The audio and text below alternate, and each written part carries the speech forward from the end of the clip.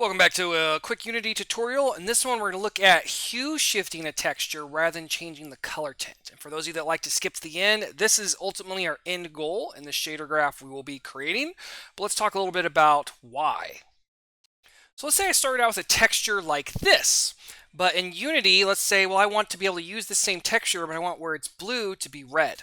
So on my first impulse, so if I just try to change the color value of this image, like to red, it does not do what I was hoping it would do. I wanted all these darker values to be red, but I wanted everything up here to stay white. So what we want to do is we actually want to hue shift rather than color tint. And the reason this is a color tint, my understanding, is because the color values it's using is the RGB values. In order to hue shift, we need to use the HSV values. So like in GIMP, if I wanted to hue shift, I could go to colors, hue saturation, and then I can adjust the hue by just changing the hue. And this is kind of what I want to achieve in Unity. So let's go figure out how to do that. So I'm going to right click in Unity and go to create, and we're going to create a new shader graph, and we're going to go URP. We're going to do an unlit shader graph, at least for this. You could do a lit shader. I'm sure that would be just fine. All right, we're going to double click this to open it up. Double click this tab to maximize, and here we are with a blank shader. Now, since I'm doing this for UI, I'm going to change this material type to Sprite Unlit because my goal is to use it with UI images. But if you just kept this like your normal type material, this should theoretically work for any type of material target that you're looking for.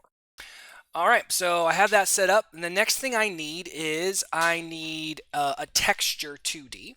And because I'm going to try to access the texture, the sprite that's on the image, I'm just going to try to access that by going underscore main text, because that's what the image component uses for the sprite, is my understanding.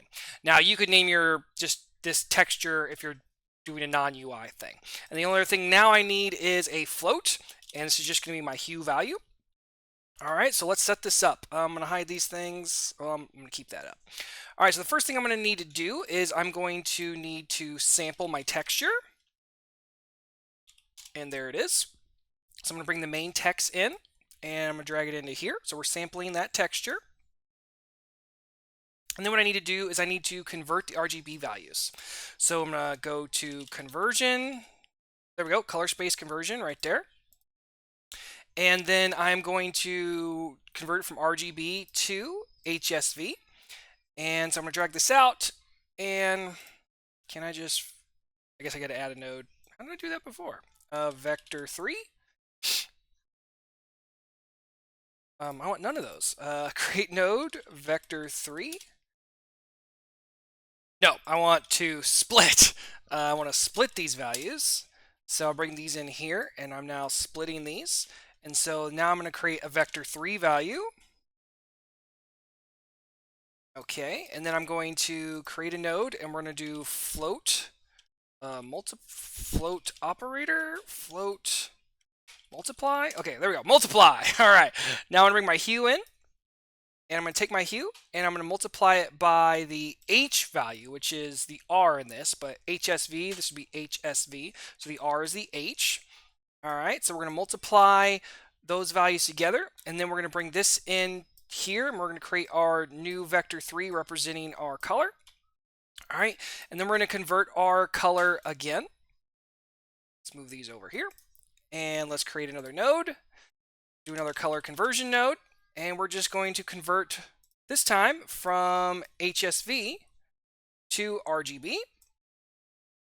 And we should be able to come out. Oh, it didn't do it again.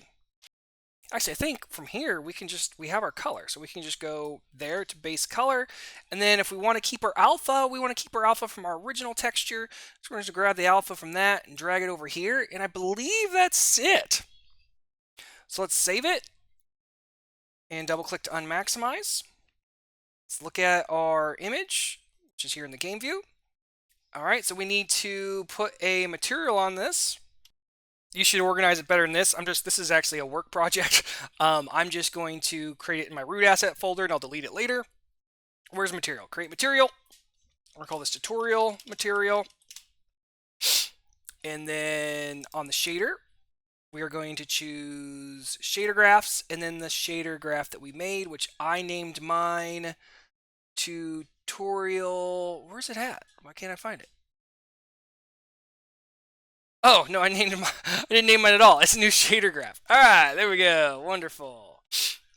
Oh, because I am targeting, trying to get this texture here, I don't need to be exposing it. So I'm going to look at the main text, open the graphic inspector. We're not going to expose that. And then let's save it. Go back to game view. And now let's put the tutorial material on here. All right. And do I already have oh, my hue's set to 0 right now. I could have set my default hue, which would make sense. I should have put a default value on my hue of 1 so that it keeps whatever the default texture value is when you first create the material. All right, so there we see it's a value of 1, and our texture looks as we create it in GIMP. But now we can hue shift, and so we can even find that red value we were looking for right there, which is just at 0. All right, pretty cool. You have all these hues you can convert to, which I think it's just 0 to 1. It's the same. You're just going backwards and you go negative, but there you go.